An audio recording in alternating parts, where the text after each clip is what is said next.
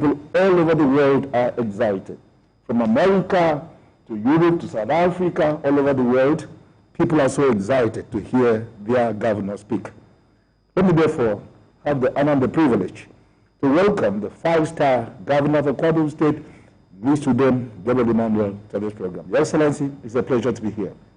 Thank you, James. Thank you, Michael. Good evening, Akwa Ibomites, those who are in Nigeria and those in the diaspora. Let me start by thanking all those who are residents in Akwa Ibom for adhering to the guidelines that we have as approved by CDC worldwide, specifically NCDC as it applies to Nigeria. Let me also thank those who are adhering strictly to our curfew, and though I've received some reports that a whole lot of people are still not complying. And you know what that means. If you don't comply by what the law says, it means you've broken the law. And if you break the law, you don't have anybody to blame for that. So I really want to thank all of us, and specifically, I can never start this program without continually thanking our medical experts, those in the front line of medical services, and those I call ancillary medical services providers.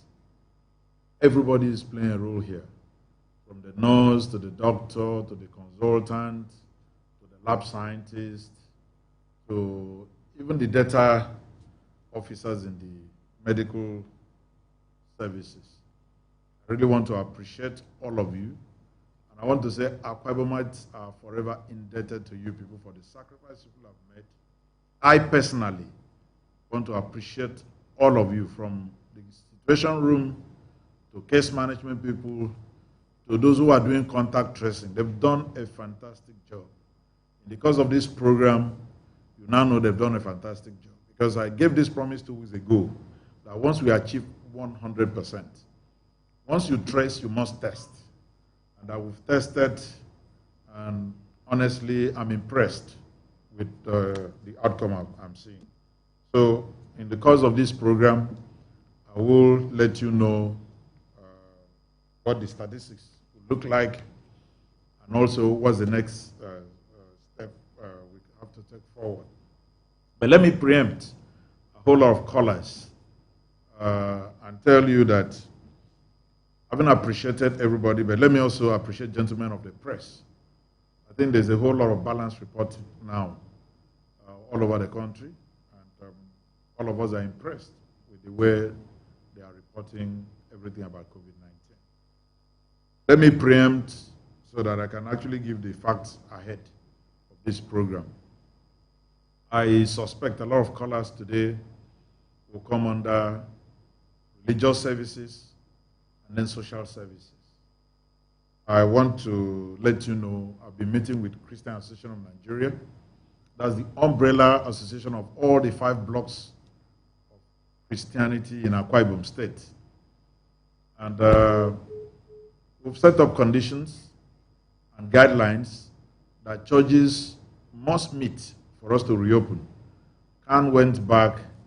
They've done a whole lot of work. I'm here to look at the report. But tomorrow we are meeting to deliberate on the report that Khan will be presenting officially to me in the presence of the medical people and also the executive arm of the government. So we'll meet with them tomorrow, Sunday, I think at 4 p.m. So after that, once we go through all those one by one, we'll come up with when and how we can resume churches. I made this clear the last time that this is a 99.99% Christian state. And it's not in our best interest not to allow corporate prayers to prevail in this state. It's not in our best interest.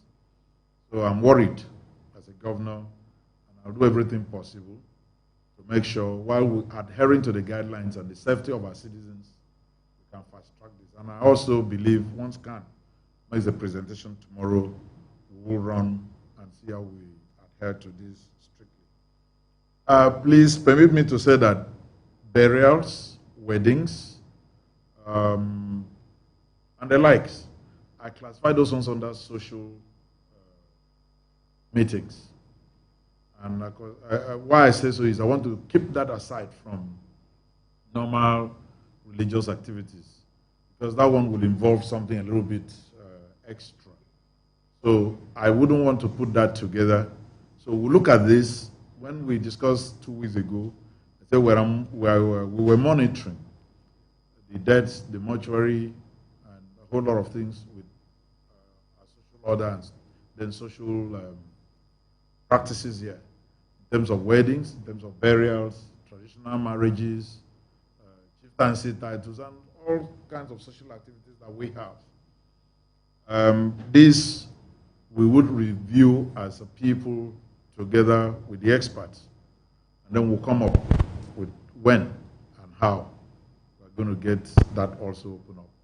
But please be rest assured that might not come together with religious activities. So I'm trying to preempt this so that can reduce the number of questions that will come in that direction. But if you have specific areas of clarification, without preempting what Khan will present to me tomorrow, I'll be happy to take it. But I would advise we allow Khan to make their presentation tomorrow, and then we can run from that. I know everybody is eager to go back to the four walls of the church, but you can still pray for the state, pray for the country, pray for your family, amongst the members of your family. We need you to be safe first. We need you to be alive so that you can continually pray for our country and for our state. So be that as it may, as part of introduction too, I want to say that after we've done a whole lot of contact tracing, as we promised, we achieve, let me say 99.9%. We'll not say 100, so that I don't sound a little bit too optimistic. Let's say about 99.9% of the contact tracing based on what had been going on in the past.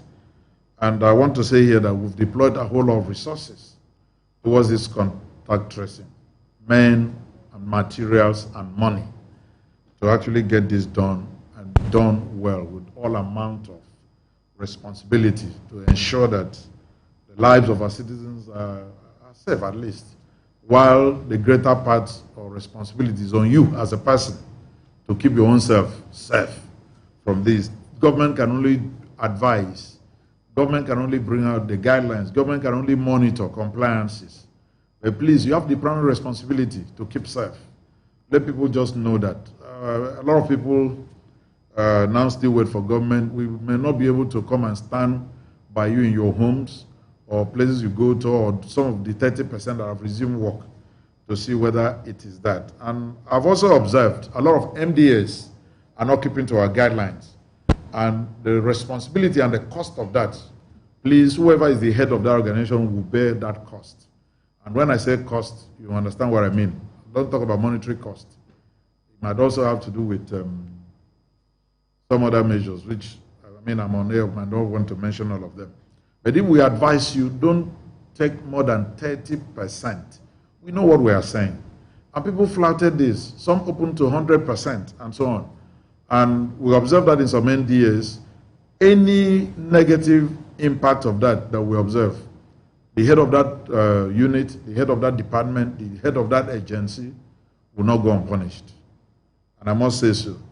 Then let me say here that between the last we met and today, our overall total COVID-19 cases, overall, put together, I think based on NCDC, I don't know whether they've made the corrections of the last one, but I want to follow them religiously. This is not the time to argue with anybody. You just do follow religiously, because they are the ones with the responsibility to announce the result. They do the test, they announce the result. Our own is just, once they give us the result, then we start our own work. So we collect the result from them, and then we do the work. We start the contact tracing again, we test, we treat. So far, I think overall in Akwa Ibom State will be about 35. Reason being that in the past 1 week, aggressively, we've been testing, because having achieved that 99.99, the next stage was to test. But I want to reassure our people that when we tested all those batches that we've traced over 1 week now, when we tested all of them put together, because I also observe they've not been updating their website as the results come in. So I'm doing a sum total of all the results. But we're also trying to let them know that they need to sum up all the results together and then report for us. I discovered that they don't report as those results come in. It could be because we're beginning to see a whole lot of cases they call pending cases. But whether they are pending or not, once you tell me somebody is positive, I'm eager to go because I want to save lives. So far, we are made to understand that we may still have active cases based on overall global total of about 19. But I want to allay fears here that out of that total of 19, outside the 2 or 3 earlier confirmed cases, where 2 of them had symptoms, the rest as of today do not show a single symptom. Please note that, not even a single symptom. Reason being that COVID-19, as I said before, nobody can beat his chest to actually understand the pattern. Over the week, I'm sure some of you who are close to, information about COVID-19 could read that now the surface issue that they raise is not like that again. Some people actually say you can stay in the air for 8 minutes. Some of these things, people are still trying to research into COVID-19. So nobody can beat his chest and say he can totally understand. Because this also beats me too. If we have this number and we go back to the cases, confirmed cases that we had, it means these people are more than 14 days and still within the period. So people are still trying to understand this. So don't see the way you're feeling healthy. Don't feel that, oh, I don't have a single symptom, I don't sneeze. Please, if you want to be tested, we'll follow the guidelines as we've started aggressively. We'll still follow those guidelines. And we don't want everybody to just come and crowd out at the same time. We might not be able to test everybody at the same time. Just give us time. We are following certain guidelines of testing people. Symptom or no symptom, we are made to understand that a whole lot of people who are positive are symptomatic. We didn't know a whole lot of this. Even before now, they say incubation period is about 14 days. But we're beginning to see people more than 14 days, far in excess of 14, still not showing a single symptom. And then we move on to test, and they're still saying they are testing positive. So COVID-19 is something that scientists are still researching into it. Medical experts are still coming up with the behavioral pattern of this. So please, so when you are also trying to take us on with the sense that Africa, we don't have what it takes to do all these researches. We are relying on researches being done outside Africa. So we can only speak as Africans. Wait for them to do research, even the vaccines they are developing. I'm yet to be challenged by the scientists in Akwa Ibom for me to also participate in some of the vaccines. If Akwa Ibom might, because I read some Nigerians are actually participating seriously outside this country. If we have Akwa Ibomites who are scientists, either from AXU or UNUYO, or any of our tertiary institutions that want government to participate with them on researches into the vaccine, I'd be glad to do that. Because it's time for Africa to also look for Africa's solution to our own problems. We can't still be relying on these people. Even researching into this COVID-19, the behavioral pattern of an African, because of our gene, our environment, our antibodies and everything might be a little bit or slightly different from what you're seeing from outside this country. So we also need African solutions to some of these problems that we are seeing. We've grown up to this level to also try to see how we can survive on our own. What if one day those people wake up and say they are no more going to assist us? Won't we survive? So we must also look for a way for us to survive, which is also what I preach in Akwa Ibom one day. I didn't know a time like this would come. I said, what if one day we cannot even cross the border to bring food items? What will happen? How will we survive? That we must learn to survive as a people. That God had given every single being what I call at that time adversity quotient, which will enable us to survive at any point in time. So that's in a very summary form what we've seen. But I keep saying so. It is a time of faith over fear. Faith over fear. Nothing to be afraid of. And you can find out from our case management team, our experts, our professors who are there. Professors, I keep saying so, consultants, professors of respiratory medicine, cardiovascular issues, and so on, who are experts in this field.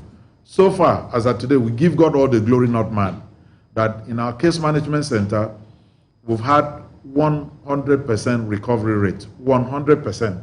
I still make reference to the 2 deaths recorded for us, that those were pure dumping. And these are people that had multiple, not just one, multiple comorbidities, and they came to us very late.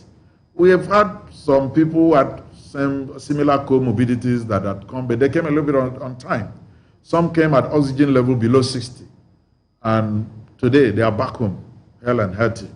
So let me use this opportunity, this platform, to also appeal, especially to our medical doctors. Please, if you suspect any of these cases, don't keep these people until it's late. We've assembled a team. You can't have the same facilities that this government is boasting of today. You cannot, as a private person. Please, we put these facilities in places for all Akwa Ibom people. Try as much as practicable to let us have this on time. We're also beginning to see cases. So please, if you have this in your neighborhood, report. People who are in other states who have developed symptoms. They know they've developed symptoms where they are. Instead of probably seeking help there, they find their way into Akwa Ibom. We've had several cases of that. Some of them are part of the cases that we've reported today. Some of them say they've spent up to 3 days in order to reach here. And they know we have a very, very humane heart here, and our empathy is unmatched. So once they come like that, we want to save life. So we take them, and we're even undertaking the contact tracing. That shouldn't even be our responsibility. So please help us. If you see people who are crossing in, even if they are indigents of the state, but they are not resident here, once they come in and you suspect, even if that person does not report himself or herself, let us know. We'll follow up almost immediately. We've been doing this, and a whole lot of such cases have been pouring into the state. People don't mind spending 3 days on the road. They believe that once they get into the state, because of the way we treat people in our isolation center, the quality of services we render there, people rather prefer to come and be isolated here so that they can be well taken care of. So we're seeing such cases a whole lot. And they know once they get to the border and you speak about it to us, Idem for into Uyo, into Ikorekben, into Obak, into Temeku, we'll let you enter, because we can't deny a citizen of Akwa Ibom from entering his or her own state. So, but we are trying to say here that please, if people sneak in, I also want to thank those who had sneaked in the past 1 week. A greater number of them sneaked in, and they called us that they have symptoms. And when we checked, one or two of them, a few of them were quite frank and very, very sincere. And they told us the truth, that they felt the symptoms, but they believe they could have better services in their own state of origin. That's why they came. And we tested some of them, and they actually tested positive. They are part of these numbers that I've just mentioned. We are not discriminating this, but please, if you're listening to me outside the state, where you are, there are testing centers, or there are experts there as well. They can also help us test you there and help us do contact tracing where your primary place of residence is. So rather than giving us that stress of trying to either collaborate and also align and work with states that you are resident on this contact tracing, that increases the cost of our running these services a whole lot. Our success story will still remain that effectiveness and efficiency in that contact tracing system. We'll continue to build on that seriously. But let me also say here, why praising so many people for adhering to the guidelines? I must also say that a whole number of people are not also adhering to it at all, especially some of the guidelines given. In terms of face masks, well, we discover a whole lot of people trying to share these.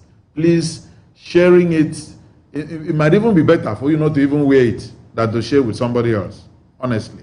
That's number one. Number two, if you're using this one that is made with cloth, once you get back home in the night, remember to wash it and hang it to dry. In the morning before you use it again, you put an iron on it, and then use it again. Please, those ones are reusable, but make sure you wash it with soap and iron it. Don't keep using it for a whole week or 2 days. In that case, you are exposing yourself and you are not helping yourself at all. I said this before we started. The primary responsibility to keep safe is you, not us. Our own is to monitor and to give you everything you need to enable you keep to the guidelines. I know today I said so I will not talk too much. Please be rest assured too, our isolation center in Itumba is ready for commissioning. I'm going to try and pick a date to commission that within the week. Probably we'll do that on or before Friday, but I'm sure the information people will let us know when we're going to commission that. Unfortunately, we might not commission with the usual fanfare because of social distancing and the guidelines. So be rest assured that if you are not invited to some of these programs, it is better you keep safe at home. There are certain people that will represent you. After all, only 11 people represent a country of 200 million people in a football match. They win, bring back the trophy, and everybody celebrates. So we'll commission that center this week. It is state of the art. I don't need to sound boastful. But once we commission, you take a look at what we have there and then tell me where you found it and whether we comply to international standard or not. It is of international standard.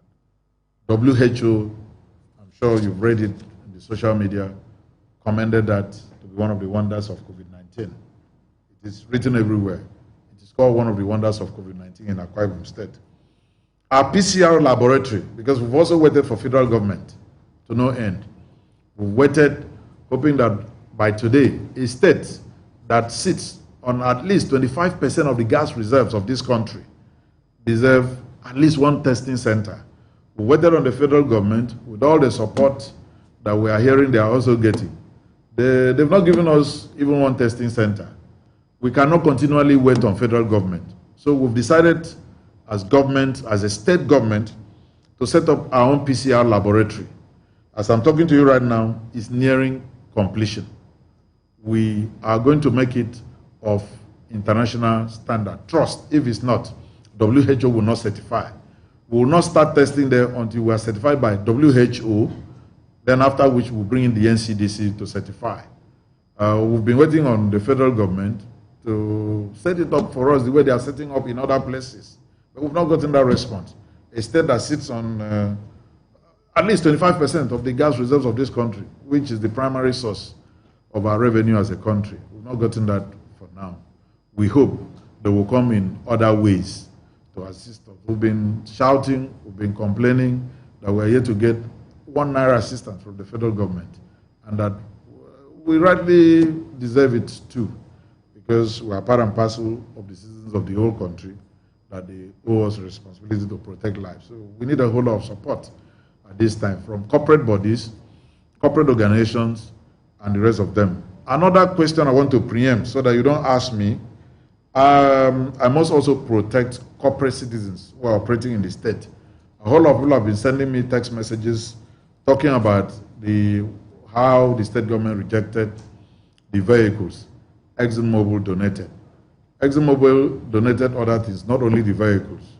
They gave us 2 ambulances that they worked on, and it's useful. So we accepted those ones. They gave us beds, even though it does not match our general hospital standard of 2019-2020 beds that we are fixing. But we accepted that. At least we can use it as our primary healthcare delivery system. So let people not talk as if we rejected everything they gave us. But the reason we couldn't take those cars, take for example, giving me an Advances that is over 10 years. I don't have a garage in Akwa Ibom that can actually fix those Advances. I don't know where I can get the spare parts because the manufacturing line for Advances had been stopped long time ago. So instead of increasing my cost of running these services, I'd rather know where to cut my cost. So giving me those old vehicles will increase my maintenance cost. And also reliability, if you use it for contact tracing, and it stops them inside a village or in a remote area. I mean, how can you cope with that? And outside that too, I think we have better alternatives as for where we have much newer vehicles that we are deploying. In most cases, these are buses that are much newer. Some of them are brand new that we are deploying to do these services. So please don't misunderstand us. You know, I love corporate entities. So I work very well with them. That was the only reason why we didn't accept that, so that we don't increase our maintenance cost and then cost of COVID-19. Mind you, I promise everybody that we'll account for every penny on this, even though the support we are getting in terms of cash, not that much. But at least even if we've collected 10 million, we must account for it very well. And I must also thank those who are supporting us in one way or the other. Some donations have come in. I don't have the list of the donors here, so I don't want to mention some and omit some. Some of them have been coming. Some very useful equipment, some very useful consumables as well. So these are medical consumables that are quite useful. Those ones, we continually thank them. Please, I think the chairman of COVID-19 in the state is writing letters acknowledging and thanking you for this. Mind you, within this time, let us go at a very snail speed, because courier services are not working in full force. So if he has written and you've not received, I've also told him, if he has the email of those corporate bodies or even individuals, I think it would be better if you can use their email to acknowledge receipt and also thank them. No matter, even if you give us face mask, we appreciate it. Nothing is too small at this point in time. It shows your concern. This is the time. We're not looking at whether it's material or not. We're not looking at the value of what you give us, but the sentiments that inspire it. So it's a sentiment of love. Here, love is defined as sentiment. So that's how we take it. So that sentiment is what we call love in this case, and we really appreciate it. I'm sure any area I've not touched in the course of our discussion today and answering your questions, I would have looked at that. But be rest assured, I come back again, keep safe, observe all the guidelines, don't share masks, don't collect masks from somebody else and wear. Please, even where you go to, once you observe that they are not observing social distancing there, just excuse yourself from that place immediately.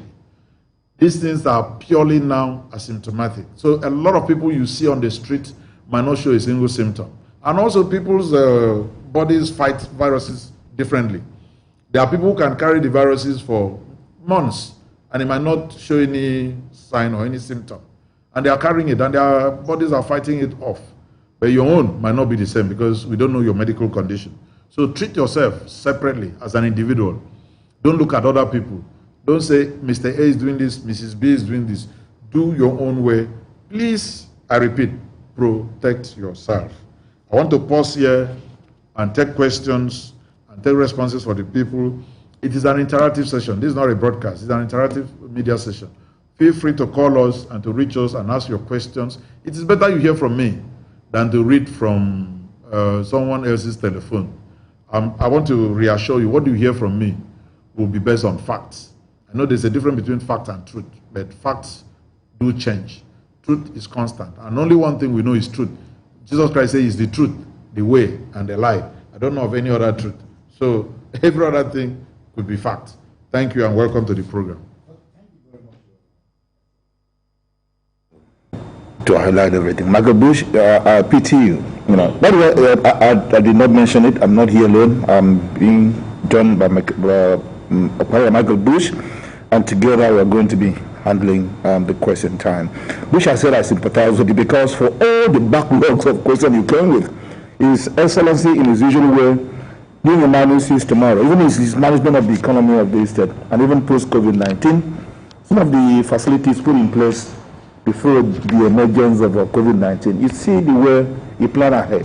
Have you seen any correlation in the way he has answered the question? All the questions we came with, His Excellency has practically answered all. But Your Excellency, let me fire the first salvo. Let me take you to one area. You are practically a master of almost everything you lay out to do. But I know in the area of economics, you are very, very good.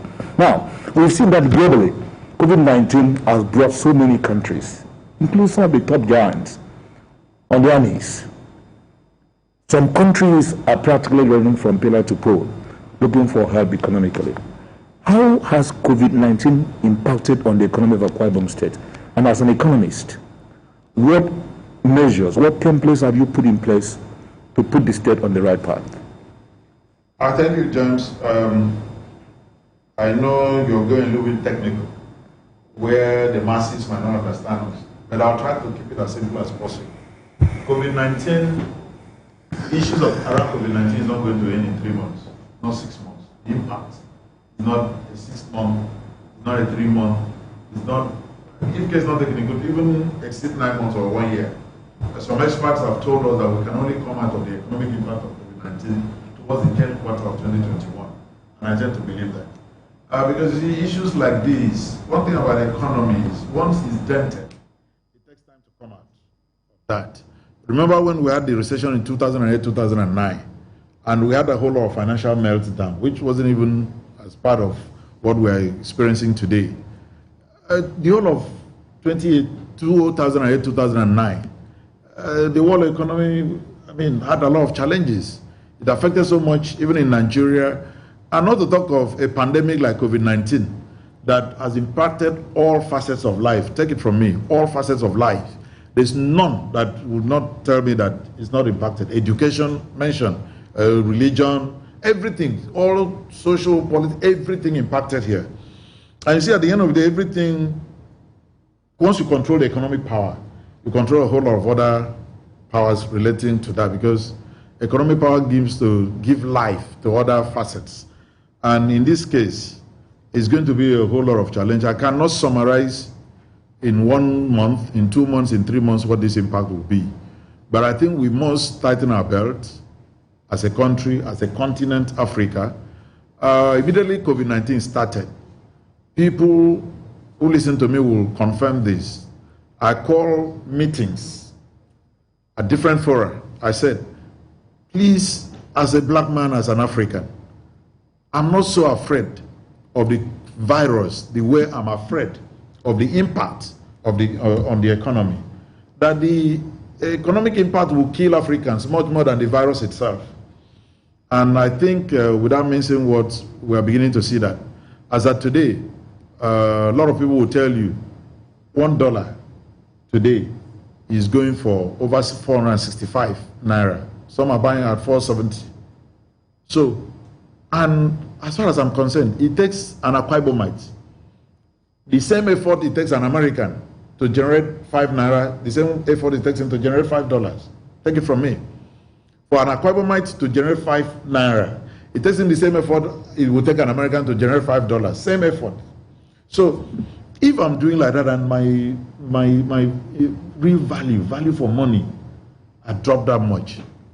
Mind you, even the roadside seller who sells even fruits, things in the same manner, it vibrates in the person's mind. Unknowingly, he might not actually know, but the behavioral pattern is almost the same. Because economic impact and economic analysis is something that can actually beat your physical understanding. You will see the impact in a very contagious effect overnight. So somebody selling pear on the roadside is already denominating that price of pear in a foreign currency in a way you might not know. Oh, sorry, he might respond. He might not understand in the real sense of economics what he's trying to do. But believe me, in the interplay of the market forces, he had responded. So these are things that we are beginning to see. And mind you, we're also coming from a country. In other places, they say whatever goes up must come down. I remember when we were in school, the price of bread moved from 1 naira 20 kobo. We used to buy these long loaves of bread when we were in university for 1 naira 20 kobo. I remember one time that the thing spiked. From that day to today, it hasn't gone back. Big move from 55 kobo at that time to almost 2 naira 50 kobo. He never returned. So even when in 2015, 2016, 2017, when we had a recession, we thought it was quite temporary. At that time, there was a time even the dollar to naira went up to 4.96. In fact, there was a time it crossed 500. Then it went back. Everybody had the mind that it might come back to 200, 205.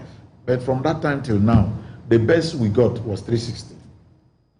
So it gives us cause for concern in a situation where a lot of things we consume are denominated in foreign currency.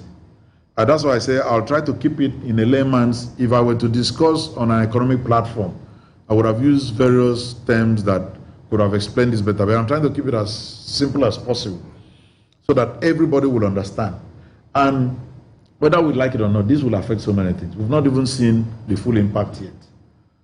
You could see even the prices of, the price of crude oil is still wobbling in the market. Today, people will get excited. You could see, CNN, they have a way of reporting. They will say, at 10 weeks, if you look at this 10 weeks, what's 10 weeks? It's just April to May. And the market collapsed almost nearly to zero on March 8th. It was on a Monday. We woke up, the market crashed from oil price that was well over, I think, $50. It crashed to below 20. And before we knew it, early April, it went to minus, which means minus means that if somebody is keeping your crude oil, you're paying for even keeping your crude oil everywhere. So in a country that we have to, I know World Bank had come up with a whole lot of, measures that countries to help developing nations and so on. But trust me, all these multilateral and, development finance agencies and so on, it takes time. If World Bank makes you a promise in May, you'll be hard-pressed to draw on that by the last quarter of the year.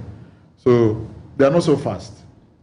I know we Nigerians, we are always on a fast lane. And I want to be a little bit specific now in Akwa Ibom. That's why we're so quick in setting up the economic reconstruction team. Because this is not something one man will sit somewhere in an office and start rolling out measures. No, not at all. It must be a little bit participatory. We must carry everybody along. What do we do? How do we get out of here? People must have a buy-in. Might not be something completely, nothing in life is absolutely new. It might be something we've already known. But you see, a situation where everybody comes together to set up what we need to do as a people is completely different. Or what do we have to do as a state? It's different from one man telling people do this or do that. So that's the way we're looking at it. And I don't also want to go into the details of what may be the outcome. But trust me, as a country and as a continent, we might be in for a long run of the impact of COVID-19 on the economy, not just the economy, so many things will never be the same again.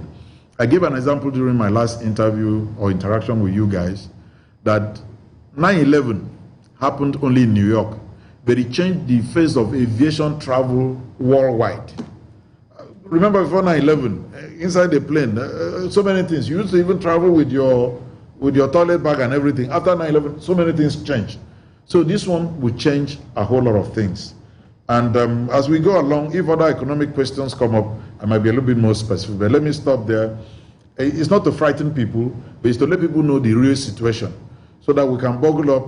And the only solution, I repeat, the only solution, I don't know about any other place, the only solution for Akwa Ibom now, anything agro-based will be the fastest solution, will be the lowest hanging fruit, agro-based. Because whether you like it or not, all over the world, people have opened the food banks. So there has been a whole lot of consumption. After that consumption, there's going to be a whole lot of demand to restock the reserves. And what that means is that people who have the stock will definitely sell. And they will earn a whole lot of earnings, especially with the current exchange rate.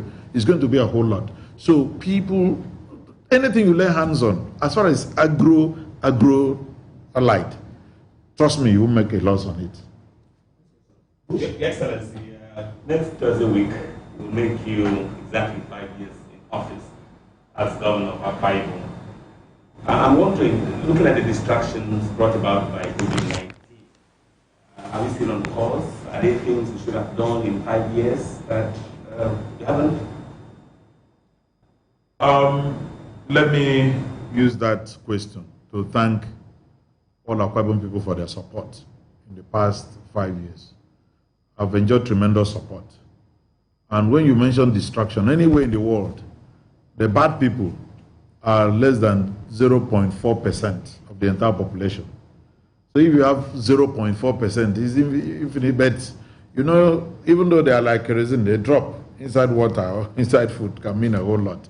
But the really bad people anywhere in the world, across the globe, go and check, they are no more than 0.4%. So you could see the majority of the people supporting and backing you is enormous. So I want to use that, your question, to appreciate Akwa Ibom people all over the world, all over the globe. Not only Akwa Ibom, So many people have given us support as a government, those who have supported me as a person. There are some people who may not have anything to give me, but in the corner of their homes, they are praying for us. You couldn't have asked for something better than somebody staying who had not seen you, you've never come in contact with, and the person is praying for you. You see, they say pray for the peace and prosperity of the nation. It is through prayer that peace and prosperity comes, because that's what the leadership book tells us. So for those people, I might not know them, I might not see them, but my prayer is God will bless them.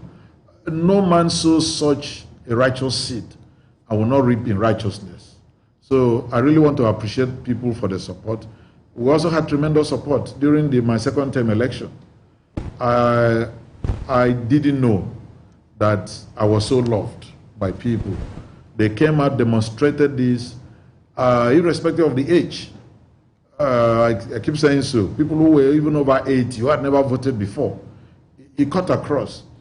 And my prayer is, God give us the focus. God give us the resources too, because God looks at the heart to provide something. God knows if we have better resources, we would deploy to the betterment of the quality of life of our people. It is my prayer that before we leave, the per capita of an Akwa Ibom person should be one of the best in Africa. And I'm ready to make any sacrifice within God's given ability and enablement to achieve that. You can see that out of every 24 hours, people around me will tell you that I work sincerely, minimum of 14 to 18 hours.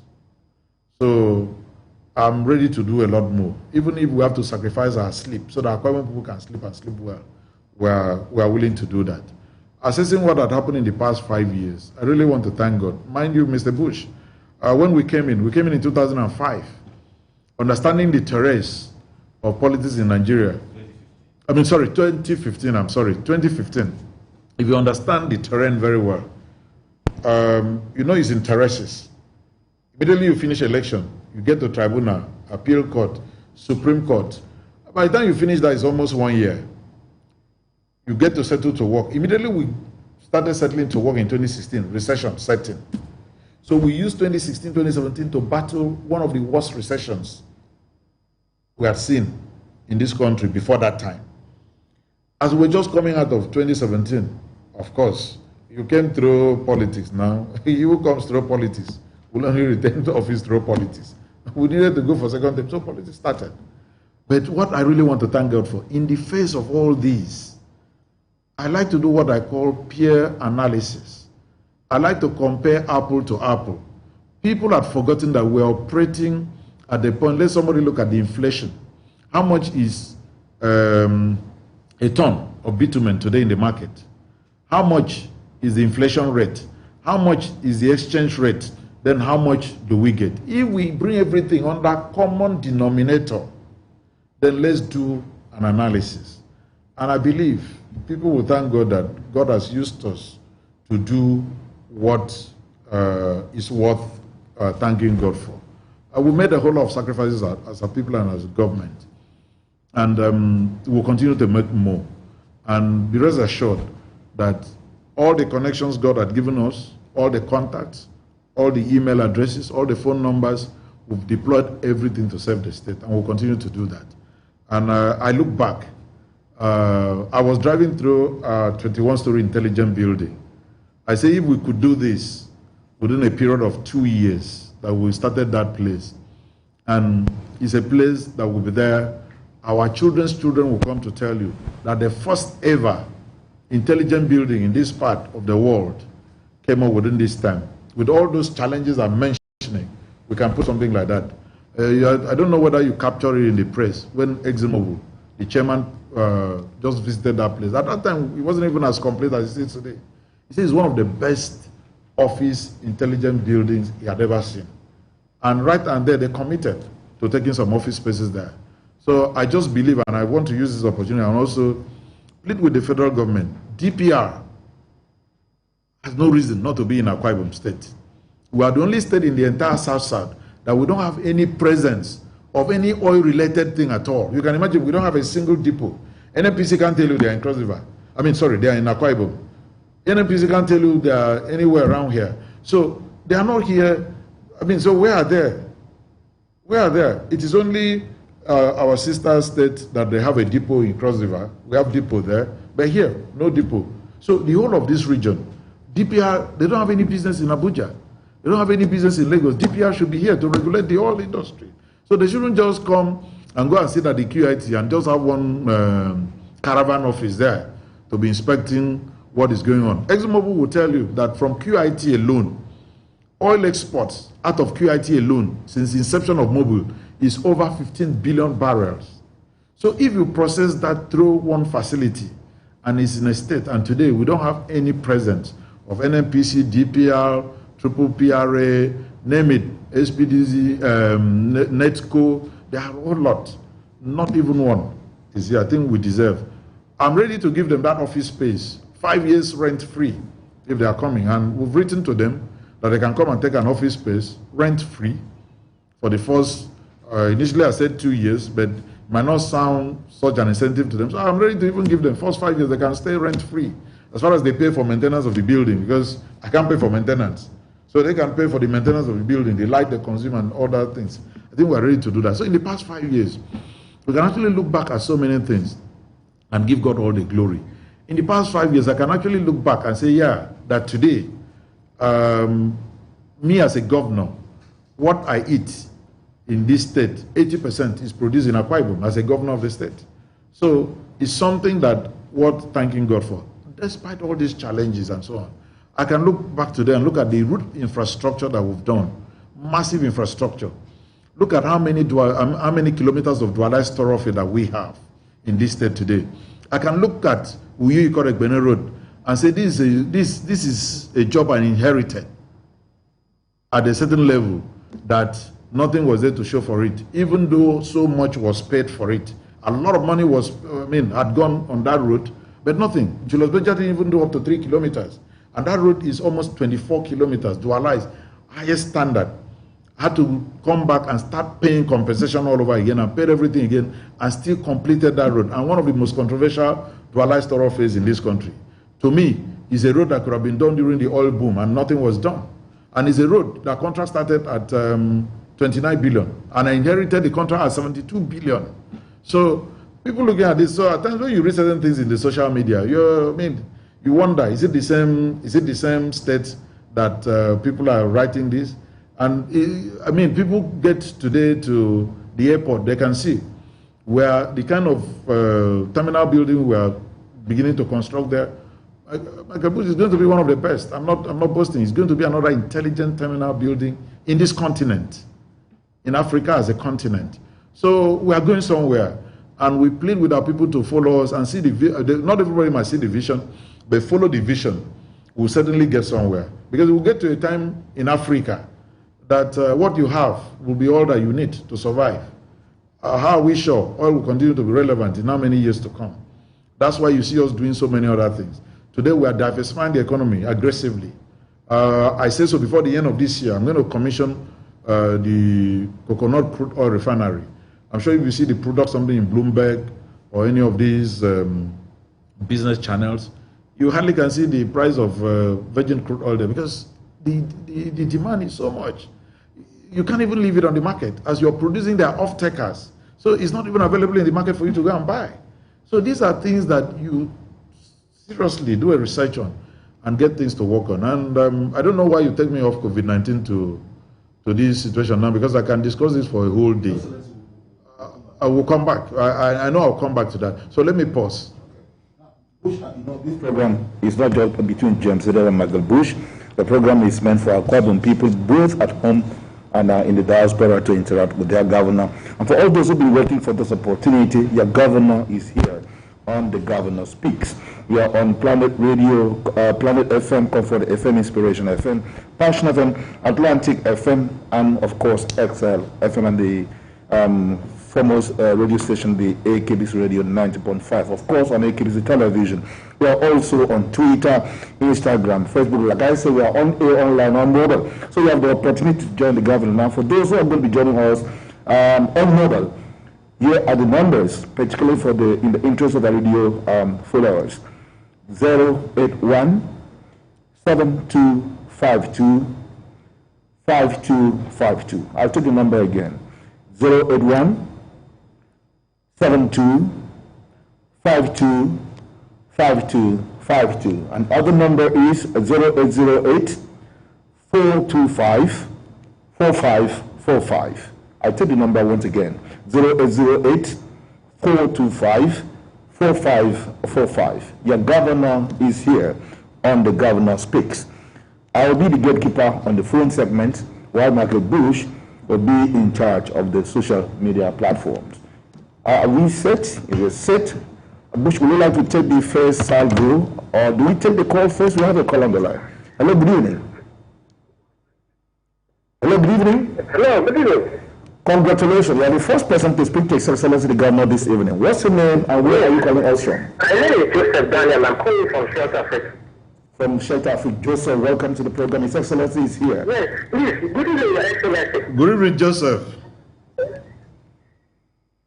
Yes, sir. Please, I just wanted to find out, sir. Now that agri is a highly revenue-yielding product, and many people are now wise to the investment, profit that can come from agri. Please, can you please, I'm begging you, sir, help us at our retired pensioners to give us a grant so that we can invest in agriculture. There's a big farmland in my village. All I need to pay for the land and begin to farm. But I've not collected my gratuity. Can you please help us, sir? I'm Joseph Daniel from South Africa. Thank you, sir. Thank you. Thank you, Joseph. That's a political question. Well, you say I should pay gratuity so that you can buy. Joseph, I'm sure you can see with me. I try to stay a little bit focused on this program so that I don't reel out certain numbers. You can agree with me that I inherited double digit in billions, over 30 billion of gratuity and pensions, and I've been paying. And one thing with us is we don't discriminate between state and local government, even though there are different tiers of government. When we started, we even started with the local government. And as of today, our effort, which I promised that before the end of that my first term, that I will clear all pension areas. Get me right, because at times people confuse themselves between pension and gratuity. I want to be corrected that every single pensioner had been brought to death. If you have issue, it's an issue of verification. But in this state now, pensioners collect their own pension as we also pay salaries. It had never been that good. So it is when we clear that now, we now start looking at gratuity. We may not say that we have enough resources to clear all gratuity, but as resources come, as things improve, and what we put in place try to yield fruit, we'll try as much as practicable to get that done. But Joseph, let me also say something to you. If you have land, you see in life can never operate without credit facility. That's why you have all kinds of consumer credit and the rest of them. You can even enter into a partnership with the landowner who owns the land, but you have the seedlings, you have the input. Tell the person you have the input. And we've also made available in this state now a whole lot of small farmers' loan, as much as 300,000, where people can actually purchase inputs and also pay for a certain amount of labor. And a whole lot of farm inputs are also given free. I know as of today, I brought in a whole lot of hybrid corn seeds to be distributed. Unfortunately, a whole lot of people could not understand that those corn seeds were to be planted. Over 50% ended up in a pot because it's a sweet corn and people ate it, and we have to find a way to replace that now. The improved cassava stem that we are distributing too, please make use of all these things we are doing. We are trying to give a whole lot of inputs free. And right now, we are also trying to undertake a whole lot of training across 31 Akicorp arm of the agri investment. They are doing a whole lot of training at the grassroots level. Get yourself acquainted with this, and then from there you know a whole lot of programs and schemes that we are running. Be reminded that immediately we started, we set up Agri and Food Sufficiency Technical Committee, and that committee is working seriously to ensure that we get things running. Joseph, if you are one of those that own probably a livestock farm, like piggery and the rest of them, I've received a letter from especially those who are into piggery that they would like to process that into sausages and other light breakfast and even lunch table demands on daily basis. We are still talking to our partners. We want to make sure that what we will bring will not be something that will also contaminate what we have here. So it takes time to go through the screening and also discuss the financing of some of these programs. But be rest assured that we are doing something about it if you are part of them. And the rest of the people, I mean, different associations and clusters of those cooperatives, we are doing a whole lot. The same way we are taking each of those cash and food crops. Hello, good evening. My name is James, and you're on to the Governor Speaks Live. Can you tell us your name and where you're calling us from? Yes, my name is Samuel. I'm calling from Oyo. Samuel, welcome to the program. Yes. Your governor is before you. That they are going to receive charges, because the governor speak about charges and they are not even on the list. Okay. Your Excellency is asking about when charges will open. That you spoke about charges, but you did not give the exact date. Samuel, I thought you listened to me very well. I'm not the one to give the date. It's CAN that will give the date the charges will open. We are government. Our own is to set up the guidelines for charges to open. Whichever one is ready to open tomorrow, we are ready to open. If CAN comes tomorrow and tell me that they are ready to open charges, I'll be ready. So I'm even eager to come back to church. But it is not me that will determine when the charges will open, but you, the charges that will determine when you must open. But be rest assured, you must open based on our guidelines. That's something you must know. You must open. Our own is to set guidelines. Your own is to determine when you want to open. Once you meet the guidelines, you can open tomorrow. But if you don't meet guidelines, you open, I will arrest you. Miss a church. I personally miss singing in the choir. Your Excellency, personally, now let's come to your the personal note. As Governor Udom Emmanuel, we do know that COVID-19 has brought about a whole lot of new ideas, a lot of social distancing and all that. As Governor, what do you miss most about the past in the present? I miss everything African. Let me put it that way. I miss everything African when it comes to COVID-19. You see, typical Africans, I miss our communal life. I miss our mode of worship. You know, even the whole world had come to appreciate what they call African praise. In these days, you go to other places in Asia, Europe, when it's time for high praise, they call it African praise. You need to see foreigners, you know, coming up to praise God the African way, African style. And I miss everything African that COVID-19 had actually tried to take it away from us. And unfortunately, if we allow if it persists and we lose everything, a lot of our children will miss out too. I think that's how I will put it, because for me to start counting, I miss this, I miss that, it could go a very long way. But our communal life is second to none. Even look at our social activities. In Africa is one place, whether they invite you or not, somebody is doing child education, you can stroll it. Bring the question. We've heard the question. I think it's from an international line. Hello, good evening. Hello, good evening. Hello? Can you speak up, please? Hello? Okay. And turn down the volume of your set. Turn down the volume of your television set. Where are you calling? Which country are you calling us from? It's an international number. From Saudi Arabia. What's your name? My name is John Emmanuel. Your name is John what, please? Emmanuel. John Emmanuel and Akwa Ibom. Okay, your governor is here. All the way from Saudi Arabia. Okay, I'm working the government. I have a question. Okay. I see the government build a lot of parties. What are the business conditions, business plans to make so that this facility will not be correct as usual? What is the root cause of the reason why the business, why the hospital fail with the president? Thank you. Your Excellency is asking about, is appreciating you for all the infrastructure you put in place for COVID-19 and another project. It is asking about the maintenance. Post Governor Udom Emmanuel, how will this be maintained in view of the African maintenance policy? Okay, let me thank you, John. From Saudi Arabia. John from Saudi Arabia, let me say something here. Our style, both lifestyle, maintenance culture, everything must change post-COVID-19. So, and I said so the other time when I was chatting with the press, that what we are putting in terms of infrastructure will not end now. If you go to other places, you see some monuments that they will tell story about the Second World War, the First World War, the Berlin conferences, and so on. Those were even landmarks in history that people have something to show. I want Akwa Ibomites, 100 years, 50 years to come. You go back to Itumba and say COVID-19 brought us this isolation center. So your children's children, your children should be able to tell the story of COVID-19 from certain things that are being put in place. And these are things that are there to stay.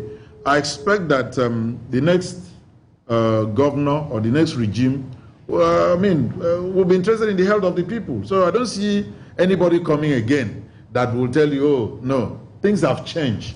The mindset of the people and the way of doing things have changed in Africa, and it's going to change for better.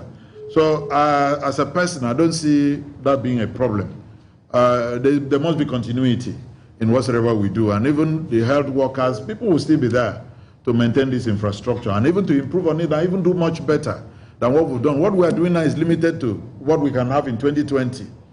Probably there will be an improvement in 2025, 2030, and the rest of them that will actually show a whole lot much better than what we've done today. So what we're doing today is limited to what is available for today. So I'm not afraid of that. There's going to be a huge maintenance about that. And people keep asking me this question. Sorry, James, to digress. During the week, when we brought in a new aircraft, a brand new aircraft for Udom Air, the same question everywhere, on my email, on my phone. How do you sustain this when you're living? We're not setting up these things to die. These are going concern. And we're setting them to survive. We are laying solid policy structure. We are laying solid strategic. And I told somebody that all the 7 A's of management is available in Udom Air. See the strategy, the systems, the structure, the style, the shared values. So they're all there. So we have put all these things in place to make that place survive. And it's a going concern, it will survive. The only thing that can kill it is if tomorrow now, a politician wakes up and say, hey, instead of the experts running the place, whoever is from a political party should go and run it, who does not know anything about it, that's when you have a problem. And I don't expect that Akwa Ibomites will let that happen again, because we are enlightened people and we know what is good for us. And this thing is for the use of everybody. Michael Bush, your question. Excellency. Akwa Ibom is writing from Houston in the United States of America. On Facebook, he says, Your Excellency, I did a presentation to your SSG, as well as the Chairman, Foreign Direct Investment, and 5 of your commissioners, first in Houston and later in the SSG's office in Uyo. It was a roadmap on the monetization of acquiring state investment in the last 12 years, something which I think is even more relevant today. Your Excellency, can we evaluate that proposal to be of help to you and the states? Thank you, Atai, for that. I'm sure when it comes to things like that, you can see some element of seriousness in whatever we do. If you made that presentation to SSG and Foreign Direct Investment Committee, trust me that they are cracking it. At times, what you see on paper, when we now want to put it on the real life, so many other things come to play, because it's what we call environment-induced diagnostic procedure in achieving the how, outside the what. Because a lot of times people tell us the what, not the how. The how, in the way we can do it and achieve result, will involve that's what I'm telling you right now. It's called environment-induced diagnostic procedures. And that's what we apply, and that is needed in such circumstances. Thank you, Atai, for that. So, a gentleman from London has been trying to reach us. He's asked some very pertinent questions about the Dubai aviation display that we had. He's been trying to. Let me see if I can take him directly to ask those questions. Hello, good evening. Hello, good evening. Please, can you send in as text? Send the questions again, please. Send the question, don't call. Yes, let me take this quick one from Caleb Joseph, still on Facebook. He says, Your Excellency, you are setting up a task force for the borders. I think that from time to time, you should monitor it yourself, because there is the problem of them trying to compromise your rules. As from Caleb Joseph, let me just take the side by side so they can answer them together. Honorable Adizwa Francis Odili says, Excellency, the idea of not renting out the 21-story intelligence building, that he would have thought we should rent it out. We should get them to pay instead of asking them to come and use it for a while first. Okay. Well, you know, we may have attended different business schools. So probably the business school I attended and my business strategy could be slightly different from his own suggestion. But I believe there are different ways of what we call penetration strategy and what you think can work for you. So you look at different markets and different options and then design your own penetration strategy. If I say they should pay and without giving an incentive, there must always be an incentive for them to come. So it's an incentive. They may decide to pay, they may decide not to pay, but the best thing is to offer. Consumption is a function of availability. Make it available, then people will consume.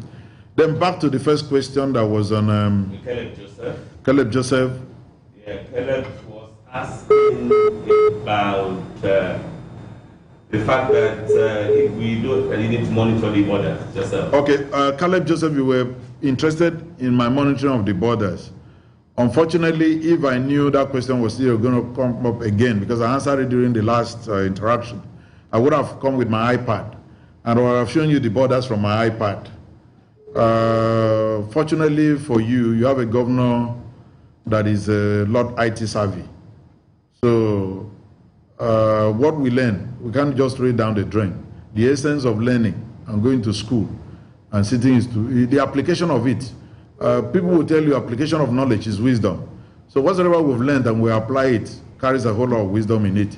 The time I would have used to do that, I can also use it to do something else. I said this is a very challenging time for leadership. And there's no aspect up to security, everything. COVID-19 had impacted on every aspect of your governance. So I can actually deploy that time to do something else rather than going there when I can as well monitor. And let me also say something. I know it's about security. I shouldn't have let this out. People don't know. The essence of that camera is not that camera will be the one to stop the people. The camera is there so that if somebody beats what we have at that border, a kilometer from that camera, we have another team with a truck. So once you beat that, before you drive a kilometer, we would have reached that team and give details of the kind of truck that you're driving, and they will block you. And we've done that severally. There was a truck we blocked. The people ran inside the bush and left the truck. We towed the truck. And a whole lot of things like that. So I don't need to say much. These are security measures. But if I knew you were going to challenge me to not go in there in person, I would have also shown you what I can do from my iPad without compromising security standards. I think I can use that time, that energy, to do something more important. You don't know how many negotiations I do each day on behalf of the state. So, Caleb, I think that can serve that purpose for now. And let me also say something. What you think they are compromising might not necessarily be a compromise. You know, essential goods and services are allowed. Take, for example, courts, appeal courts still sit in Calabar. So if we have people from Akwa Ibom that want to go to court in Calabar, and they have cases, we can't stop them. We'll allow them pass. And when they are coming back, we'll allow them pass. I'll give you as an example. Let me also give you an example. Even though we say we've shut down livestock market, there's an Akwa Ibomite who went to buy goods, loaded in a bus. An Akwa Ibomite had earned money, had earned capital. And when the person came to the border, you don't know how many days or weeks he must have spent to go and buy those goods. Then there's what we call a risk analysis. So on our risk analysis, it didn't pose anything to us. We asked him his local government, he mentioned, his village, he mentioned. What do you do? He said he trade in these goods. For goodness sake. I mean, I'm to govern people, not to govern, I don't know. So I must be sensitive to people. So I couldn't turn somebody who has put his capital on such a business. What will he do with the goods? So such a person, once they call me, I say, allow the person to go. You can't kill his business because of COVID-19. So, in fact, not that we allowed that person to go. We even gave him security to escort him straight to his village to make sure those his goods were safe. And then he himself landed home safe. And he appreciated it. And that's my responsibility as a governor. So these things will work from situation to situation. It can never be the same all around. It could have been different if something different had happened from that. So I'm giving you this as an example to say that if you monitor and you see probably people passing like that, you need to review this in case by case. 2 cases might never be the same. It will be totally different from somebody bringing a corpse from Lagos. Even if he's coming with 200 people and he want to enter the state and all of them are Akwa, I'll return them at the border straight. Because situation now does not warrant for you to go and bring a COVID-19 corpse from Lagos to go and bury here and expose everybody. So you can as well bury that COVID-19 corpse in Lagos and allow us to be safe here. Okay, Your Excellency, I'm speaking for the last 1 hour, 15 minutes. We're going to take a short break. And when we come back, more questions from the live interactive platforms. And I'm very grateful to all those who have been trying to join us from outside of the country. It shows the interest people have wherever they are in the governance of Akwa Ibom State. The governor speaks. Return in a jiffy. Don't go away.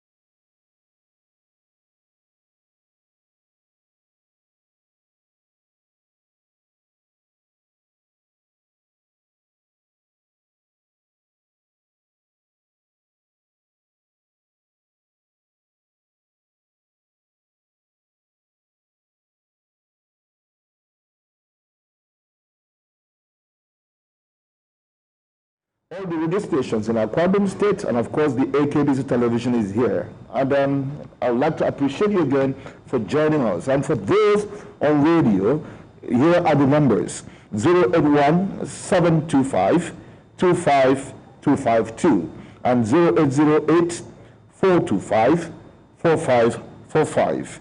And then when we went on break, a gentleman by the name of Elvis Abia called His Excellency directly from the UK.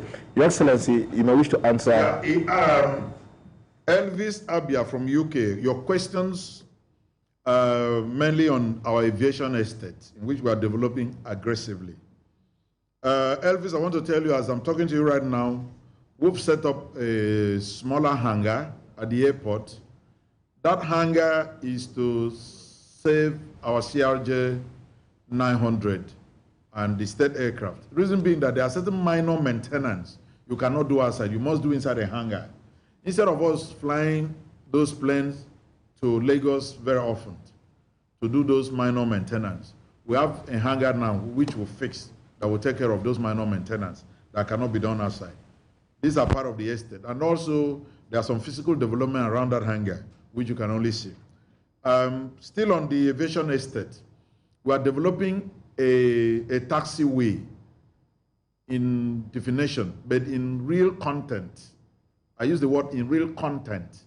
That taxiway will land a narrow-bodied aircraft whenever we are going to resurface the main runway. So it is done with that engineering details that can land any category of Boeing 737 anytime. Even a small cargo of a 32 series, any of the 32 series, or even a 330 series of Airbus can actually make use of that taxiway. We have such engineering details, and we'll put every instrument that will enable us to do that. So whenever we resurface the main runway, we can actually make use of that. As at today, you can see we've done close to 80% of the work on that taxiway. So I think we'll soon do the lighting and then complete it so that the day we'll open up the terminal building and the apron, we'll be able to do that. You asked me about the meeting we went for in Dubai and the road show we did in Dubai in terms of aviation. I'd like you to permit me, we're in Africa. At times you don't count your chicken before they are hatched in Africa. If you do that, it's only where you are in the UK that a lady that is pregnant for 2 weeks will already come to the classroom if she's a professor and announce in the class that she's pregnant for 2 weeks. In Africa, we don't do that. Even when it is obvious, it's left for you to determine. But in the UK, not to talk of royal family. In fact, if they can even determine the pregnancy on night 1, they might even broadcast that. In Africa, you don't do that because, so many things. I don't want to say so much about that. You understand the implication of what I'm saying. So, but I want to let you know that we had meaningful discussion and we're still working on that. COVID-19 had really slowed us down. Not only that, our aviation roadshow, remember that we're trying to also reactivate our science park that could have developed intellectuals and real human capacity on ICT across the globe. We want to make this a hub, and we are working towards that. If you know support we can get from any agency or collaboration in the cargo that you mentioned, please, we are ready. We are open to that. Cargo is our phase 4 of our program of our aviation estate. It's not in these first 2 phases that we are doing. We are on phase 2 right now. Then after phase 2, we are doing almost phase 2 and phase 3 simultaneously. Cargo will come under our phase 4 of that estate. Concerning the MRO, as I'm talking to you right now, we've awarded a contract. We got a partner that could enable us make a very minimal contribution as asset owners. Then those partners will come, then we'll develop together. We've signed the contract approved by FGPC. State government is to make their own counterpart contribution. Unfortunately, as I'm talking to you right now, we don't have money to make that counterpart contribution. If you can give us $10 million only to put as a counterpart contribution, under the current dispensation, I'm sure those our partners will be ready. And be rest assured that your governor is a businessman. You don't go doing MRO if you don't do it with the facility manager at site, because it's an investment and you expect return. It's not a political project, no, not at all. This is purely an investment project for the state that must earn a lot of revenue for the state. We are out to earn revenue for the state with these assets. MRO is one of them. So we've gone that far, and we believe that once we can make our own counterpart funding with our partners, a lot will start. And they've also combed the market to make sure that that place will be as busy and generate money with our own expectation and our projections.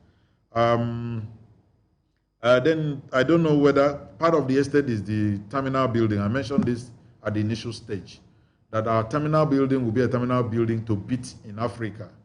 You know, I'm not that into boastfulness, but trust me, once we finish, it's a combination of a whole lot of advanced technology that we're putting in there. So we believe that once we finish, we'll be a terminal building to beat. When we went on a road show and we sold that terminal building, 2 international airlines picked interest almost immediately. Mere looking at the design and the approvals, we've gotten ARTA and all the necessary approvals we've gotten on that terminal building. It complies with all security standards, all social services that you might think of, and then is high-level ICT compliant. So we believe that we'll be able to sell it once we are up to about 80% work in progress. I think that's how much I can share with you based on your question on aviation estate. I cannot do too much so that I don't give out so much information. And for some of you in the UK, I also want to thank you people who actually appreciated the landing of our brand new CRJ 900. I repeat here, that CRJ 900 came out of the factory in May 2014. I didn't say was put to use, was rolled out of the factory May 2014. So if you check that with the time of the purchase and when they put to use, that would tell you that it is a brand new aircraft. I can conveniently say that in the entire sub-Saharan Africa right now, we don't have such new domestic aircraft flying domestic routes. I don't mean international, within domestic routes. So we are working everything possible to make sure that your state is one of the states to be reckoned with in Africa. And I said so the day we received the aircraft, that Ibom Air will make Nigeria proud. Ibom Air will make Africa proud. And just watch out, in the next 3 to 4 weeks, we'll get in another brand new one in order to match our business plan of Ibom Air for 2020. COVID-19 or no COVID-19, I mean, we must do everything possible. Mind you, every situation like this will pose an opportunity to some people. Even when somebody dies, it's an opportunity for other people. At least somebody who manufactures casket, those who dig the grave, the pallbearers, the morticians, it's a business opportunity for them. So COVID-19, while we see the other side of adversity, we must also see the business opportunities in COVID-19. COVID-19 will give us a whole lot of business opportunities, which I cannot discuss online because everybody is listening to me across the world. But the day we make presentation on our economic reconstruction team, you come, you see my brief presentation on business opportunities, economic opportunities, post-COVID-19. It cannot all be gloom. It cannot all be woes. There must be an opportunity. If somebody can die and it presents a business opportunity, how much more a pandemic? How much more a virus that is ravaging the whole world? There must still be a business opportunity. I watched on the TV, there's a company in California, I think in San Francisco, who told us that between January and second week in May, their sales went up by over 500%. So how can you explain that? While others are saying there's a casting down, that company was celebrating over 500% increase in sales. So it shows that we can't fold our arms. We can't just be crying over the effect or the negative impact of COVID-19. We must also look at the positive side of it. What opportunity does it present to us? How can this launch us out as a state? How can we make use of this? How can we reorientate the minds of our people to know that there's a challenge and we must face the challenge and come out victorious? Thank you, Elvis. From the talking about it in terms of economic opportunity and opportunity cost, the economic wisdom in getting more aircraft now when COVID-19 seems to have negative impact on global aviation sector. That's what some people may want to observe. Well, I still keep saying so. I said so before now, that the person asking that question may have attended a different business school from the one I attended. May have been taught by a different professor. But the professor that taught me, I've applied these principles and it's been working so far. If it didn't work, I don't see how CRJ would have released a 900 to us in the midst of a pandemic. It means what my professor taught me had worked very well. But there's what they call market share. And if you look at Nigeria, 200 million people, post-COVID-19, while it's affecting global aviation internationally, it might not be so domestically. Because people will look for an aircraft that, let me use a layman's language here, that will be COVID-19 compliant. And the only airline that can boast of that today, is Ibom A. So our aircraft are COVID-19 compliant. So that alone is giving us a competitive advantage over many. And also look at, sorry? The aircraft being so compliant. There's a technical point that, in terms of the efficiency, the air efficiency we have in the aircraft. Take, for example, let me explain in a layman's knowledge without going to technical air part. No, not at all. Everybody is listening to me. In like the CRJ 900 that we have, if you sit in front and you breathe or you sneeze, every second the air circulates out and brings in fresh air. So there's an air circulation system that does not allow you to recirculate what you breathe out inside the airplane, and it makes it quite safety. That's what we have now. And we have explained this technically on our Facebook and our social media so that people could read and understand. But because I'm on a radio program, I must reach out in a very common layman's language that everybody could understand. That's number one. Number two, a country of 200 million people. Don't forget the social negative aspect of COVID-19. A lot of people are outside jobs now. In America, you can hear double digits of millions of people who are filing unemployment. In Nigeria, people who were also working, so many companies, I was talking to an oil servicing company that told me that 60% of their workforce had to be laid off. So have you determined what will be the social impact of that? So the reaction of people is that people will feel safer to fly than to go by road. I don't want to say so much because by virtue of the fact that I'm a governor. So people will feel safer, and these are 200 million people. So if people will feel safer, and also even those international airlines will look for domestic partners instead of them flying to so many other cities in the sub-region when they are carrying less than 60% of the passengers. They will look for domestic airlines that will partner with them, where they can drop people in Lagos, and they expect you to pick from Lagos and drop in other places of the sub-region. So it's a business opportunity for us. And thirdly, too, we expect that as the impact is on international and big airlines, they will shed weight. And if they shed weight, it means airfield will have some aircraft for some domestic players like us who are just willing to gain market share from the domestic market. So there's a whole lot of business analysis I can take from this, but permit me not to tell you all our business secrets on radio. So if you want to know more, then you come to our boardroom. We'll share the other business secrets. The Excellency, the Udom years, we're going to see them up until 2023. So far, we've seen 5. There are some intangible hallmarks of those years. Number one is the ability to do so much and talk very little. For instance, I understand that when you first came into government, you not to take a pay and all of that. Recently, you said, my appointees, I'm cutting your pay by 20% to be able to run the state. I'm wondering, is there something you have also done to your own pay, that the people don't know? Have you cut your own pay? That's number one. Number two, are you also going to cut the pay of civil servants, Your Excellency? A good question, even though it's out of COVID-19. Let's start from the last question. You cannot just cut the pay of civil servants if you don't negotiate with the civil servants. We are not under that kind of tyrannic rule. This is democracy. But I also believe civil servants are indigents of Akwa Ibom State. And the state is not only meant for civil servants. If you look at the negligible percentage of civil servants compared to 7 million people, how many civil servants are there? So the state cannot run for only civil servants. We can't just take the little money we have and only leave for civil servants. What percentage of the entire state is for civil servants? There's no place in the whole world that government is only run for civil servants. No, not at all.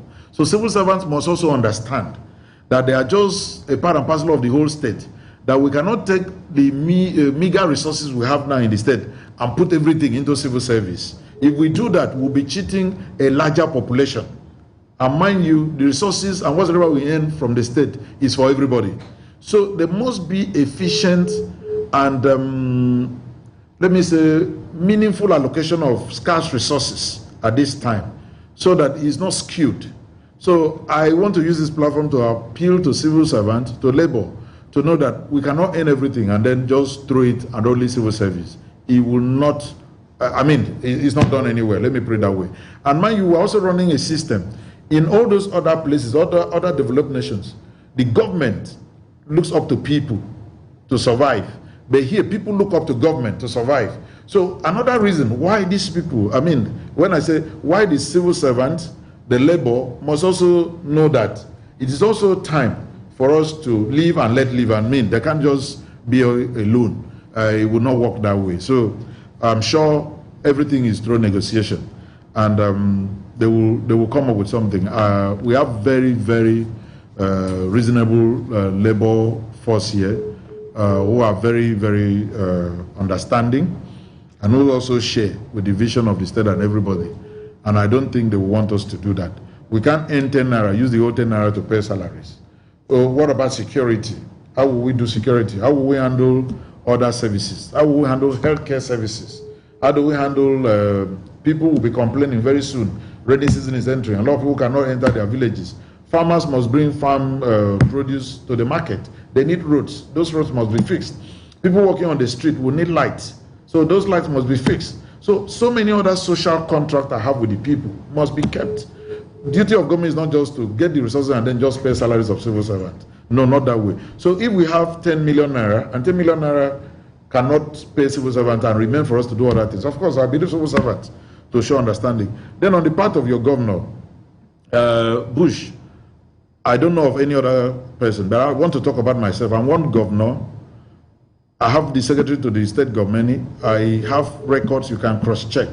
Even when I came into government, I came with 12 brand new vehicles of my own that I was using in my office. And I'm one governor that since I resumed office, check, I'm still using the same car I used in 2015 till today. Same car, no matter how it breaks down. Why? Because I believe the money I could have used at this time to buy a vehicle, I can use it to fix 1 or 2 medical services. I can use it to fix 1 or 2 primary or secondary schools. I can use it to pay 1 or 2 teachers. So those things are not priority to me at all. Don't mind what you read in social media. You have a governor who did not just come from anywhere. You know, it is only people who are very bold. Oh, I brought governor. I mean, it's not Governor Udom Emmanuel. As I'm sitting here today, I stand to be corrected. People are calling from UK. Let them check. I am one person from Akwa Ibom State that is FSA authorized. They can go and check. I only got that suspended because I'm now politically exposed. Go and check the number of international organizations I was sitting on the board. So this shows that people like us, we didn't come to government to live out of government. Unfortunately, once you are a governor, even the wife you married, if case is not taken, they will say it's government that married the wife for you. The house you were living, even before you left private sector, they say it's government money. Even your savings, even when people have access to your code of conduct form to see how much asset you came into government with, don't be surprised. They will still declare that all those things are for government. I remember when I came in 2015, the same set of people who attended my inauguration in my father's compound, in the banquet hall in my father's compound, on May 29, and they could see our family premises, they could see our family compound. The house I'm living right now was about 80% complete at that time, because, you know, having won an election, I mean, I needed my father's something. How can, at that time, somebody think that a governor who came in May 29, which was on a Friday, probably I didn't enter office till June 1, which was on a Monday. By July, they started writing that my house in the village was government money. How can within 1 month, a governor who just came into the office, he didn't do anything to buy land, drop land, excavate, build, paint, and leave by July that we were writing that. You know, is some of those things we see in politics. And Paul Apostle says, none of these things move me, so that I can finish my course with joy. So no matter that, people are wasting their time to think Udom Emmanuel can be distracted. I don't get distracted by those things. So we are people who had earned a living before coming to serve our people. This is a call to service to our people, and we want to serve meritoriously and sincerely, and then we live, and then allow God to look at our hearts and our services, and then give us reward, not man. A few more questions before we round up. Hello, good evening. Good evening. Yes, can you speak up, tell us your name and where you're calling us from? My name is Joseph Matthew. I'm calling from Udom. Can you speak up, please? Yes, I said my name is Joseph Matthew. I'm calling from Udom. Calling from where? From Ibesikwo. Did you say that? Please speak up. The Turn business down the volume of your set. Whatever you're using, either radio or TV, turn down the volume and then...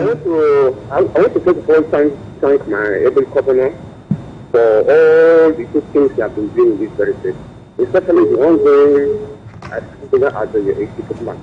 I want to say thank you, my governor, for all you have done for the state. But I must have to say one or two things. And during this pandemic issue that is going on globally, a lot of people have been suffering. It's like me. I had business of which I was running. As I'm talking to you, I ran down Bangkok. I have nothing to work on my business anymore. And I needed my governor to support me financially. And in many ways, he can raise me up to stand if he can. Okay. Please. Okay. Maybe can. What's the name again, please? My name is Joseph Matthew. Joseph Matthew. Thank you very much. Can you repeat this question? Your Excellency is saying that COVID-19 has brought down his business, and is asking His Excellency the Governor to intervene directly to him personally. Okay, as of today, let me repeat. You know, 2 years ago, we started small and medium-scale enterprises facilities, loan facility, that were interest-free. A lot of people benefited, market women, traders, cooperative associations. We're going up to 300,000 naira. Our concentration now is on agri loans. So the agri loans board, in line with the Ministry of Agri, has set up a loan scheme, which we are also working. Please, if your business had something to do with loan, get yourself familiarized with what is happening on the loan scheme we are doing on agriculture. We should be able to help you. But you must also be able to meet our guidelines for you to qualify. That's number one. Then number two, we are setting up a community bank with, a microfinance bank we call Fadama Microfinance Bank. It's still agri-related. These are some of the facilities that finances are there for you to avail yourself. But please be good enough to be able to pay back when you collect the money so that we can also extend to another person. So these are some of the facilities that are put in place to help the people who have lost their businesses during this COVID-19. Fadama Bank should open latest by June 1, as the Minister of Agri told me. We are going to fast track it. We are going to make sure that they open as soon as possible. And it's already well capitalized so that we can take up some of these. And we believe if we drive this passionately, we should be able to get somewhere. Okay. Excellency, I understand as we speak, some 8 minutes back in time, the hashtag Governor Udom Speaks currently has 3.06 million impressions on Facebook, Twitter, and Instagram. I think this should be the last message on Facebook. Comes from UAE and it's Fabian on board. It says, Your Excellency just spoke about Udom Refinery. How can Akwa Ibom people in the UAE avail themselves by investing in this industry? Yes, Fabian from UAE. Thank you so much for taking interest in the coconut oil refinery. Let me repeat again, this is crude virgin coconut oil. Before COVID-19, it was going for $6 per liter. And I think 221 liters make 1 barrel. So multiply that and compare that with the price of crude oil. We'll give you how much that was before COVID-19 in the international market. Because it's not listed as one of the commodities in the international market, because it's not, the quantity is not readily available. So I wouldn't know what it would be post-COVID-19, but be rest assured, the price can only go up, it cannot come down. We'll set up this refinery. Our refinery can do 1 million knots every day, 1 million knots every day. And the same line that processes that crude coconut oil can process palm kernel oil without changing a pan. It's a technology that is a combination of Austrian technology, German technology, Malaysian, and then Indian technology. So combination. It is going to be the first and probably the only one for now in Africa of that standard, hoping to do 1 million knots every day. We are putting everything together, if not for the lockdown that people cannot move, where all the containers that bring all the machines are already at One Port. All 100% of the machines are at One Port today, but we can't clear because the engineers that were to come in could not fly in here. We may, I'm not saying we will, this will be determined not by me alone, by various committees of the state can make this recommendation. We may consider privatization to Akwa Ibom people if the pressure is that much, because government I mean, it's about the people, and the people is all about government, as far as you are an Akwa Ibomite. But if the pressure is much that we should privatize once we launch, before we leave office, we'll consider that.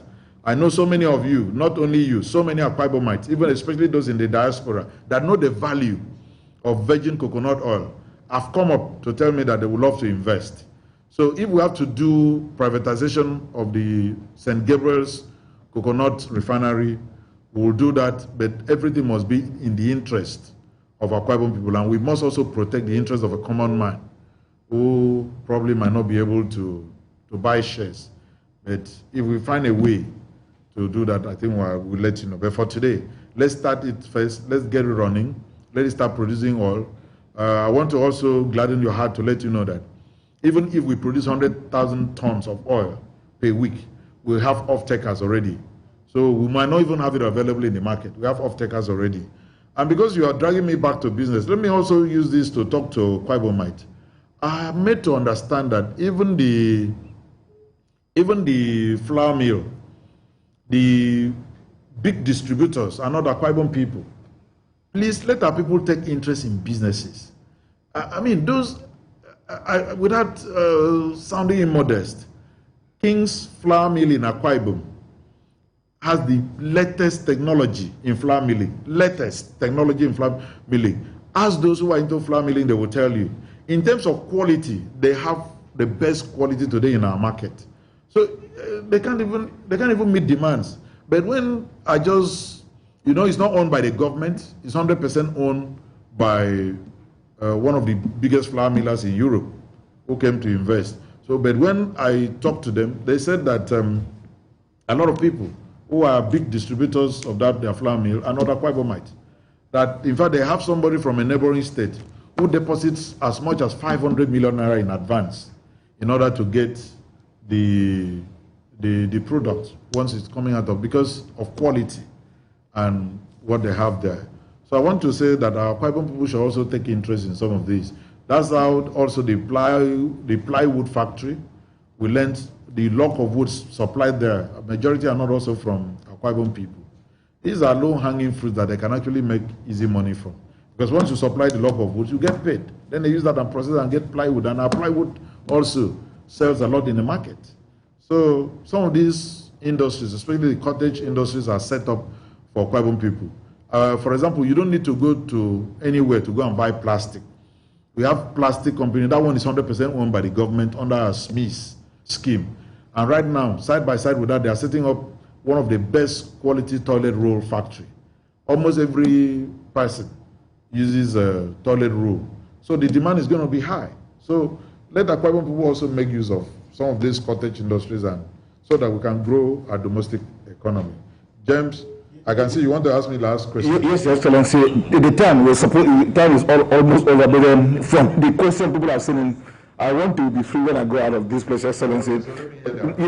Question, two quick ones, Your Excellency. When most people are talking about community police in view of the recent police community policing relation that you set up, some other people have talked about the abuse of in the use of face mask. They want their governor to enforce either by executive bill or by law to make this compulsory. I'm trying to summarize, not as but these are some of the topical issues brought by the people. Okay. Community police, we set up the committee during the week. Essence being that nobody can understand your house better than you yourself. So through community policing, all the bush tracks and so on, we'll be able to cover it and then cover ourselves very well. I'm sure I want you to look at community police the same way you look at your house. If you can enter your house at night, lock the gate and lock the door. That's the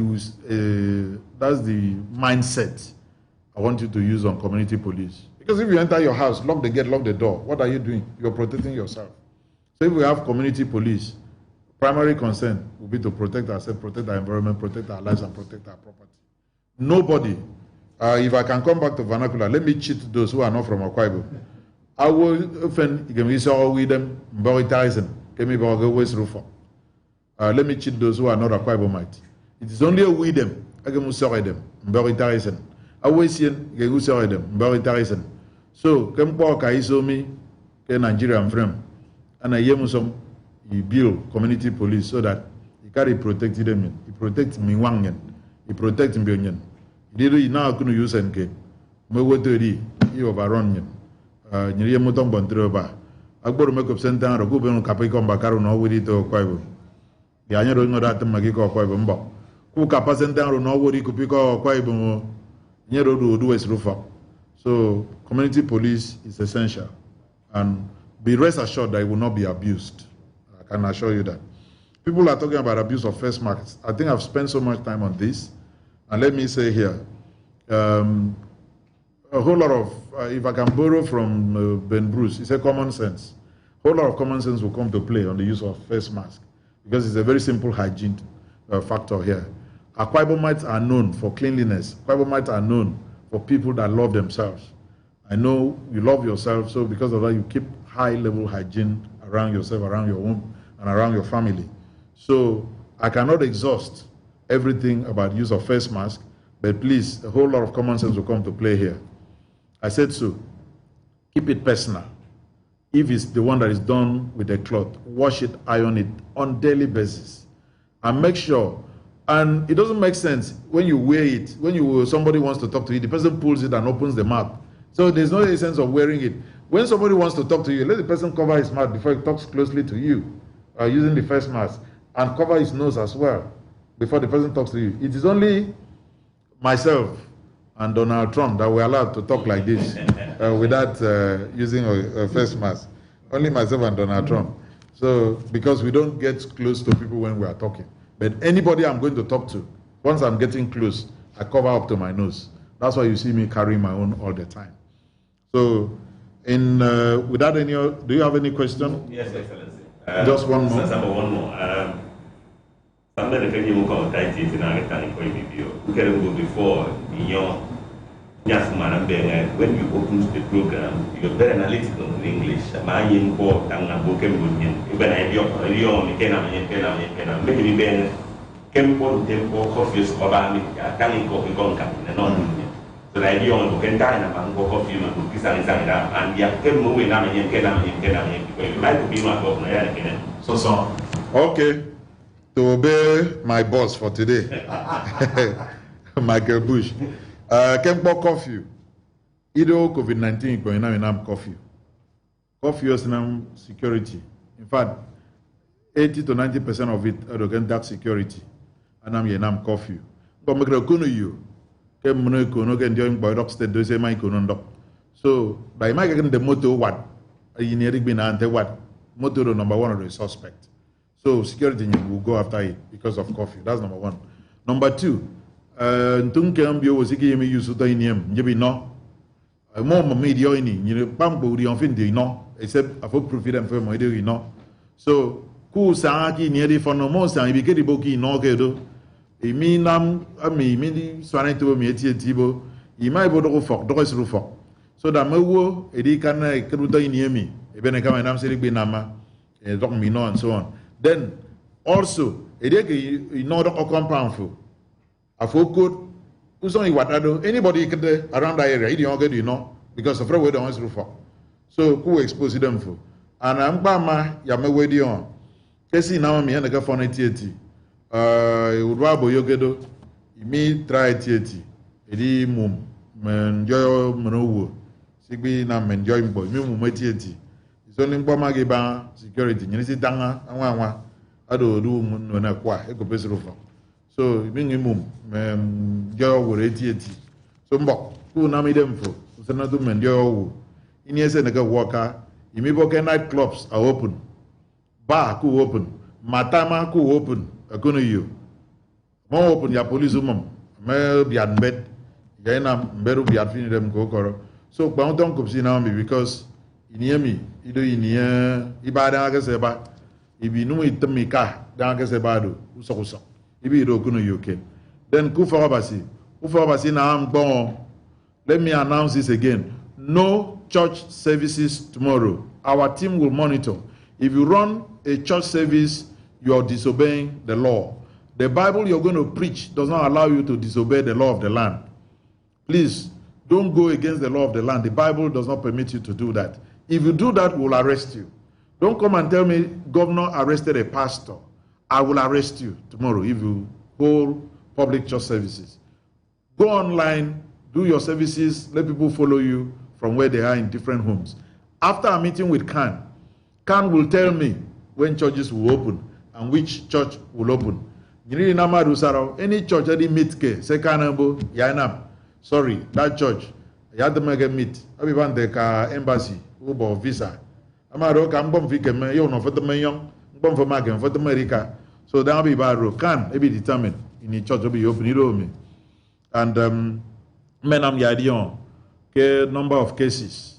A prophecy here, there's some 35 of them in the whole state. Active one, make it go to 19. Mewo in a gigi on me. As a prophet say, come dance yard for 19, riba one decade. A one more decade. In here, Mbebody, symptom, Yanson and Raycom Bakara, permit me Yanson and Raycom Bakara. Idemi Biaka, Yambon Duru. A woman said, come the winning, but Idemi Biaka, Bommy, you see that try, Beb, Kidemian, the answer. So I don't know about both Raiba. We mean, Idemi Biaka, way idea, in you don't be done. But what Idemi Biaka, I was giving me don't answer for Raiba, you in we benign test. It is going to new down me, but being watching we in them. And it's going to be a cook. It take care of Ibom. It did ya, it did Bob, in Amty. I don't know what to make a your writer. It is going to near. So, a younger with you because you need to be by the ice on Ugami, Munbakara, and then I'm going to be song. So, Mbama, governor, everything possible. You protect him. I think go protect them for. Wear your face mask, sanitize your hand, wash your hand, keep social distancing, and report to our situation room of any symptom.